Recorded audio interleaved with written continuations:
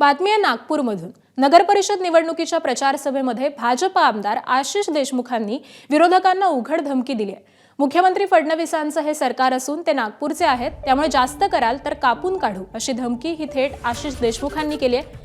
नागपूर काँग्रेसच्या कार्यकर्त्यांनी भाजपच्या कार्यकर्त्यांना मारहाण केली, यावरती बोलताना आशिष देशमुखांनी हे वक्तव्य केले। आशिष देशमुखांच्या या वक्तव्यामुळे नवा वाद निर्माण होण्याची आता शक्यता आहे।